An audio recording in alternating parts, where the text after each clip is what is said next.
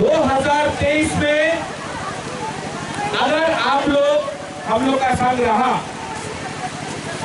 तो अगर 2023 में बुरे लोग, सेकुलर लोग, सिखी लोग सब लोग रहा तो बुबागरा आपको गारंटी देके रखता है कि 2023 में ये बारिश से कोई रोकने वाला नहीं है। हम लोग सब तिरंगा होके सब लोग एक बार तो हम लोग फाइट करेगा और ये फाइट में बारिश आ जाए, तूफान आ जाए, जमीन हिल जाए, लेकिन तिरंगा बन के बुबागरा तिरंगा लोग ये ऑफिस हो कुछ भी हो एक बार हम लोग लड़ेगा।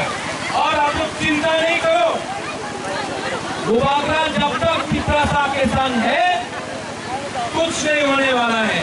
आप लोग हमारा संग है कि नहीं है?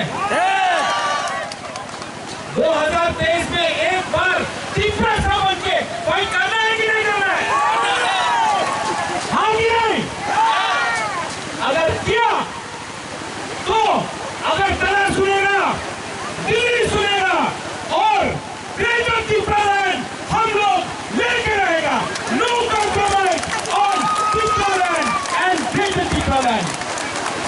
और अब अपने मोथा को बोलना चाहता है, आईपीएफटी को भी बोलो, बुबागरा आईपीएफटी का अगेंस्ट नहीं है। अगर उनको त्रिपुरा चाहिए तो हम लोग भी त्रिपुरा देने के लिए तैयार है।